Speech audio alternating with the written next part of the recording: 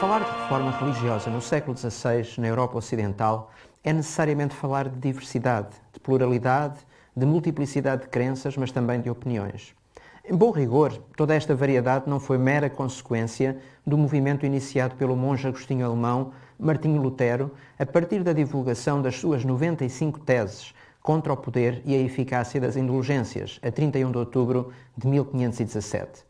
Na verdade, também Lutero acabou por ser um dos protagonistas e integrar essa onda transformadora que inaugurou a modernidade, numa Europa acossada a leste pela implausível tomada iminente pelos otomanos e ao ocidente pela infame perseguição aos multisseculares sefarditas.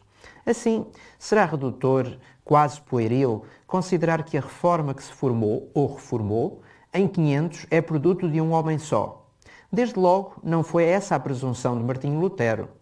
Apesar de não ter experimentado in loco muitas das transformações que foram ocorrendo por esse vasto território, mesmo ao longo da sua vida, não esquecer que a única vez que o reformador alemão transpôs os limites territoriais do Sacro Império foi em 1510-1511, na sua viagem a Roma. Portanto, muito antes da sua excomunhão da Igreja Romana, em 1520-1521. Portanto, como dizia Lutero, esteve sempre bem consciente de que o rastilho que ascendera não teria como epílogo a formação e afirmação de uma autoridade única em alternativa aos poderes instituídos, mas sim o surgimento de múltiplas legitimidades que iriam progressivamente diluir o poder tutelar de Roma. O que mudou então na Europa no que diz respeito à autoridade? É que a grande questão deixou de ser quem manda mais, o bispo de Roma ou o patriarca de Constantinopla, ou de Moscovo, se é que este era o legítimo depositário do poder espiritual deposto de Bizâncio, Roma ou Avignon, Papa ou Imperador. Um dos grandes contributos da Reforma Protestante do século XVI foi precisamente a criação de múltiplas legitimidades, colocando-as a dialogar umas com as outras. Que a verdade é absoluta e uma só, também é reafirmado por todos os grandes reformadores. Mas ela não está encapsulada num poder, numa instituição, muito menos num conjunto, numa personalidade ou num conjunto delas. É daqui que vêm os valores da pluralidade, da democracia, da liberdade. Claro que, ao pôr em causa os frágeis equilíbrios europeus alcançados após os conturbados séculos XIV e XV, Lutero estava a abrir uma autêntica caixa de Pandora, que bem cedo lhe viria a bater à porta. Bastou que Lutero fosse forçado a ausentar-se de Wittenberg, na sequência do atemorizador Edito de Worms, que o tornava proscrito pelo Império, em 1521, para que a reforma começasse a tomar um rumo diferente, às mãos do seu antigo professor e mais tarde colega de academia, André de Karlstadt, e dos convincentes profetas de Zwickau.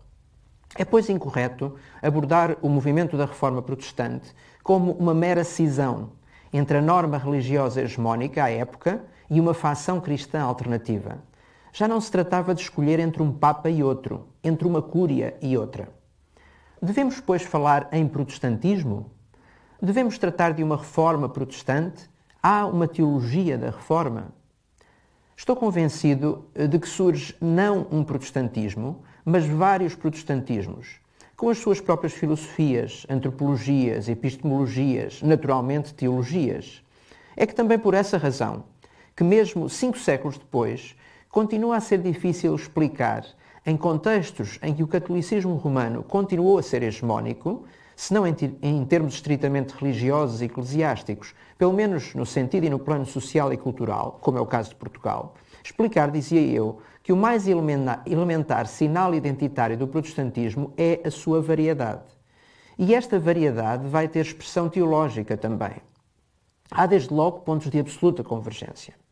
A ênfase na autoridade das Escrituras, com a convicção de que a Igreja deriva da Bíblia e não o contrário. A forte defesa da soberania de Deus, em contraste com a autonomia da razão humana. A convicção de que Deus não é o autor do mal, mas usa-o no cumprimento da sua vontade. Um pensamento absolutamente cristocêntrico, materializado na ideia de que só Cristo é medianeiro. A visão reiterada de que não é a obediência a Cristo que salva o pecador, mas sim a obediência do próprio Cristo ao Pai.